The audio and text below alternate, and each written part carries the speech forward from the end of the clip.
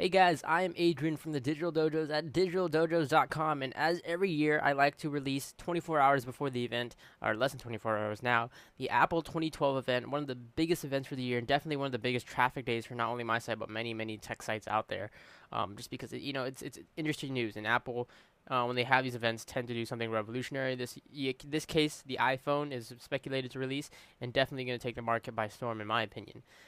Anyways, Apple 2012 event. I always do my predictions, kind of do a rundown of what's going to be expected to be released and what I think may be possibly released. Again, all rumor mills. And if you are fortunate enough to have dodged all the rumor mills, you kind of just want that surprise factor. You can turn this video off now if you really don't want to know what the iPhone's going to look like, what's expected to be released. Again, this is all rumor and speculation, and again, this is my job, so I have to kind of produce this video. Anyways, moving on to the coverage of the event tomorrow, or I guess technically 2 a.m. tonight for me. It's 10 a.m. Pacific time in San Francisco, and I think it's like 1 p.m. East Coast time, etc. Um, I'm going to be covering the event live with good friends. Duncan, our mobile phone 2003, as you may know him. Josh Oaks, We493. There's never been a time where we all been kind of together for these events. We're always kind of separated, or it's usually me and Duncan, or me and Josh, etc. So, definitely, it's awesome because we're all going to be together. We're all going to be giving our opinions, our rundown, etc. as the products come out, and talk a little bit after, talk with you guys. So, if you head over to TWIM, that is twi.im/lowercase a capital IP. Make sure you get the lowercase and uppercase, otherwise you get another link. That's a URL shortener. Or you can just head over to digitaldojos.com, click on the Apple 2012 coverage event. I'm going to have a Cover It Live service there running where I can do the live vlogging. I'm also going to have a live stream embedded there, so you're going to be able to watch me live. I'm going to be, again, co-hosting with Duncan and Josh, so we're going to be giving our opinions via Skype, and you'll be able to kind of tune in on chat, etc. We're going to be covering stuff from the live, live blogs, other events, other streams, if there's any streams out there. There's going to be no official stream this year, but we're going to be using all our sources and kind of running down and getting our updates out to you guys. All right, so what's to be expected at this event? Really quick rundown because I don't want to, bore you guys too long. I know a lot of people are psyched for the event. iPhone 5 is going to be expected. Obviously, iOS 6 is definitely going to come out with the iPhone 5 and release to the public. iTunes Cloud Music. There's a possible, big rumor out there about iTunes finally integrating that internet live or internet streaming station service that we may possibly see. And of course the iPods. You can never doubt the iPods. Whether or not, I didn't want to include Macs in this because I'm not too sure. There's speculation on whether or not they're going to do minor upgrades to the Macs. They usually don't include a whole bunch of different things in one presentation. They kind of stick to 2 or 3 things after they talk about the reports, but who knows. We'll see what Tim Cook and them decide to do.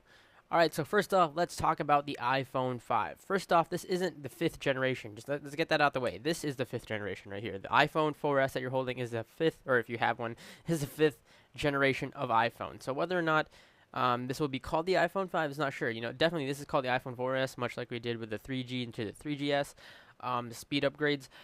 They may call this iPhone 5. They may not. They may call it the new iPhone. Nothing is, set in stone with all these rumors.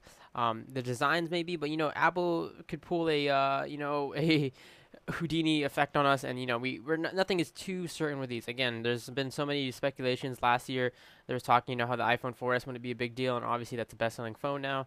There was speculations about new stuff coming out with the iPhone 4S, and we only had the iPhone 4S. There's so many stuff that flies around the rumor mill that can never be 100% certain. So, what do we know about the iPhone 5? There's been tons of leaks, tons of images, and pictures and speculations and reports about the new screen. So we're definitely going to see a new screen if the iPhone 5 is released. We're going to see a 4-inch screen compared to a 3.5. We're going to see a 16:9 aspect ratio, which will allow us to get a wider, more stretched out image. This will allow for a new line of icons in iOS. If you're not familiar with that, if you're not a jailbreaker, then you probably don't have that already. But that's good for the common users, giving them another set of icons for the homepage. On the back here, what we're going to be seeing, this is a traditional iPhone 4 and 4S backplate. We're going to be seeing the middle of the part integrated in aluminum, unibody. I'm not sure if it's going to be aluminum, but metallic type of material, and that would allow for a more durable, less flexible, and when you drop it, overall stronger backplate. It's going to be a unibody design. It's going to be integrated with the phone, while the top and bottom portion will still be glass. This will allow for stuff like Wi-Fi, 3G, the antennas, basically the connections, possible NFC to be transmitted through the device. Now, there's ups and downs to this. And yes, it's more durable, but the thing I always talk about as a repairer, and I guess engineers also talk a lot about this. This is a $15. You can get it for less Chinese parts. $8 piece of glass that can be easily removed in 2 minutes and replaced if you ever do break the back of your phone. Well, this unibody aluminum, whatever material it's going to be, I find that less to be more expensive in repair costs, and traditionally just all the much harder because it's a unibody. It's formed with the iPhone, and there's gonna be iFixit, I'm sure, is gonna find a way to tear it down, but there's a lot of talk and speculation on how it's gonna be repairing it. Also, there's gonna be the headphone jack is relocated to the bottom. We have a new 9-pin mini dock connector, so we don't have the traditional 30-pin connectors anymore. Those are gonna be fused out or phased out, I should say.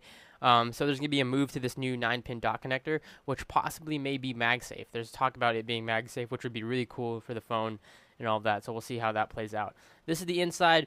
They've saved a lot of, by doing the 9-pin and moving parts around, they saved a lot of space internally for a bigger battery, more, a smaller but, more compact motherboard. The phone is going to be thinner, it's going to be lighter, and it's going to be faster. So that's what we're expecting with the iPhone 5 as of right now. iOS 6. iOS 6 is going to be available for the iPhone, iPad, and iPod Touch. Generally, what we're going to be seeing is updated Siri, smarter Siri, Passbook, which is their like mobile wallet type thing, Facebook and Twitter integration into the operating system. The new maps that they bought a company called Open Maps back then, and they're integrating that over Google Maps. Here's a rundown from Mac Rumors on what support you're going to get for iOS 6, depending on what iPhone 4, 4S, iPad 2, or iPad 3 that you have.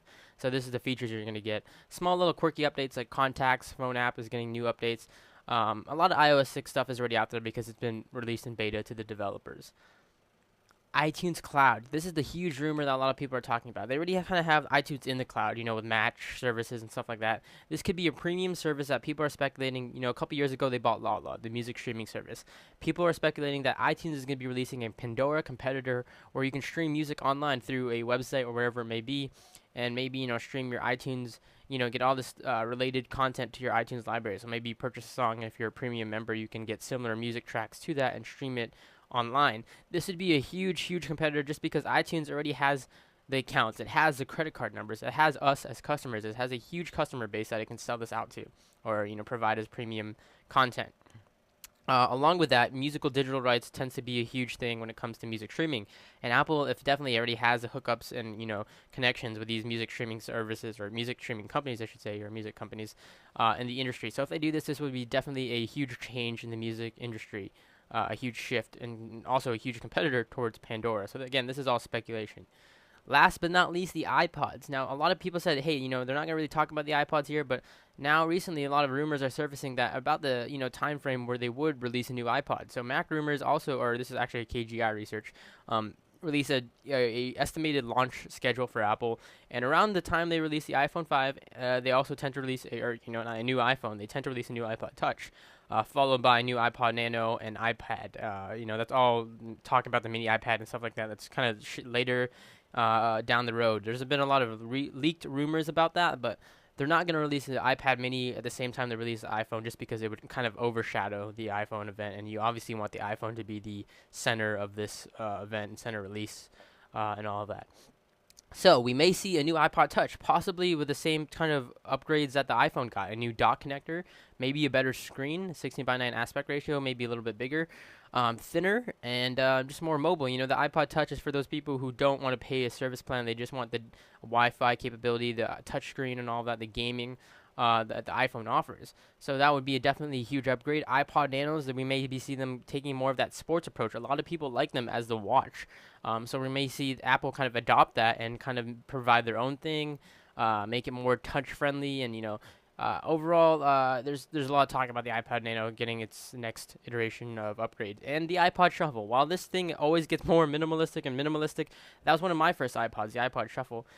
Every update, there's not much they can do with it, a lot of people say, but who knows? We'll see what Apple will do. There's talks about minor upgrades to the iPod Shuffle. Again, we're yet to see. Until the event happens. So again, follow us at digitaldojos.com. Head over to the link. You can sign up to get email notifications, I believe, for the Cover It Live event, or just keep that tab open come the stream time or the Apple event time, and our stream will be up. We will be talking. We will be communicating with you guys. I'd love to hear you guys' thoughts and opinions. Leave in the comments below. Thanks a lot for watching. Hope you enjoyed. Don't forget to comment, rate, and subscribe.